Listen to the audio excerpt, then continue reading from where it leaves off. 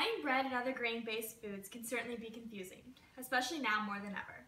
You have an abundance of choices, and our market is constantly producing new and improved items. Most of you stick to your usual comfort-safe choice of bread and other grain products, and aren't really willing to make a change. Grocery shopping becomes comparable to a routine. You walk into the grocery store, you look down the aisle that you need to go to, you look at the bread choice that you'd like, maybe you just know the color of the brand that bread you choose, you pick it, put it in your cart, you leave, and you go get other items. But most of you don't know that you are stuck in a detrimental routine of consuming unhealthy products that are having a serious effect on your health. You hear you should be eating whole grain products, but don't really have the full understanding of why you should be eating whole grain products, why you should be eating whole grain products over specifically white and refined grains. After taking a substantial amount of nutrition courses, I've gained a lot of knowledge on the effects of whole wheat versus white or refined grains. You'll hear me refer to white as refined grains. Those words are pretty interchangeable. I agree with my professors, my scientists, and some doctors that one way to live a healthy life is to make an easy change to whole grain food. I know some of you are stuck on white bread indulgences like donuts and baguettes. However, as an inspiring registered dietitian, I ask that you actively listen with an open mind as we first break down the science behind whole wheat and white. Then we will discuss all the benefits of switching over to whole wheat products before finally talking about successfully making the selection process at a grocery store. So, how they differ, the science behind it. Both products are made from wheat kernels, and there's 3 different parts of a wheat kernel. You have the bran, the endosperm, and the germ. During the milling process, which is how you get refined grains or white bread, they strip the bran and the germ from the kernel. Now, the bran and the germ are the most nutritious parts of the kernel, and you're only left with the endosperm. The endosperm can be absorbed by your body fairly quickly. It leads you to have up and down glucose levels, and it will leave you very unsatisfied. How the 3 different parts affect your body, just quickly. The bran is the outer shell. It's super healthy. It's known to reduce heart disease, diabetes, and cancer. You want to be consuming this. The germ, it's the center of the kernel. It's also an extremely healthy part, and it's packed with vitamins and minerals. This is another part that you want to be consuming. And as I mentioned, the endosperm, it's just in the middle of the kernel, doesn't really have much to offer, and unfortunately that is what makes up refined and white grains. Now, the bran and the germ also both contain insoluble fiber. Insoluble fiber means that it doesn't dissolve in water, and it passes through your body unharmed while bulking up the food, and it's easily digestible.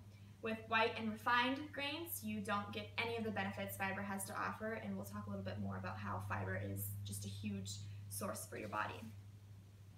In fact, evidence actually shows that consuming white bread or refined grains is just essentially a downgrade from whole wheat. It's basically whole wheat with all the nutrients such as fiber, minerals, complex carbohydrates, antioxidants, proteins, vitamins, and many other beneficial sources taken out. So why on earth would we want to alter a terrific source of nutrients?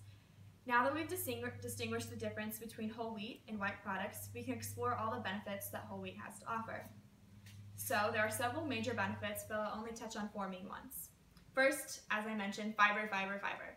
You will learn how important fiber is if you haven't already, and how many roles it plays in your body.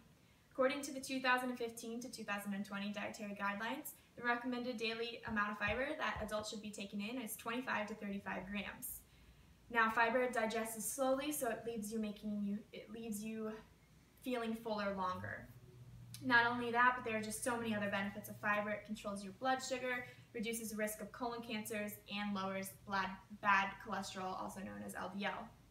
Now, if we look at these 2 bread choices, this is white bread, and according to the ingredients list on the back and the nutrition label, it has only 1 gram of fiber in it. Now, when you get a whole wheat product such as this, it has 4 grams of fiber in it. So already you're getting a huge difference between switching to whole grains as compared to white.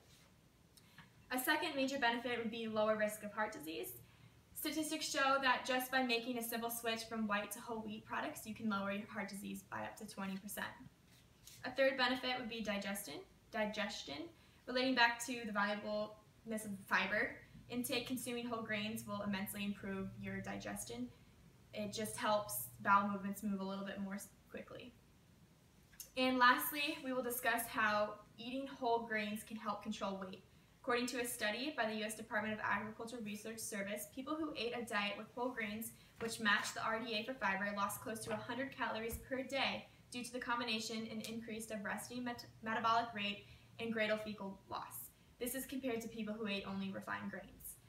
Fiber intake makes you feel fuller longer and reduces your desire to eat more food. The benefits from whole grain items are substantial. So how do we correctly apply ourselves before purchasing the correct foods? What do we need to look for? So since there's no certification or USDA regulating that explains exactly what's going into your bread, you're going to need to look at the ingredient list and the nutrition label on the back. The first thing that you want to see on the label is whole. If it has anything other than whole, you know that the whole grain is not within your source. That's a very important thing that you need to look for. Sometimes it also works to look for things maybe you should avoid rather than looking for the perfect ingredient list. So just a few items that you should probably avoid when making choices are cornmeal, enriched flour, stone grain, unbleached, wheat germ, wheat flour, and you also need to be careful for multigrain. Just because it says multigrain doesn't necessarily mean that it's the perfect choice. Multigrain is only stating that there's several different grains within the product. It's not specifying if it's whole or not, so you don't know if you're getting the 3 parts of the kernel. Now this plan might sound tedious or more work than you tend to take when you go to the grocery store, but I guarantee you it'll help you lead to a healthy lifestyle. The evidence is clear, and it would be a positive step in the right direction on turning your health around.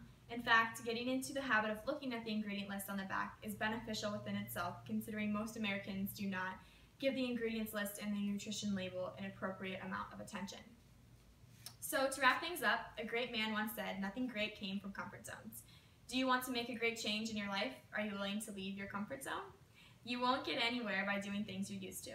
So, with all this being said, I challenge you to get outside your comfort zone and try new things such as whole wheat products, quinoa, couscous, and whole wheat bread. I promise you your health will appreciate it. Thank you.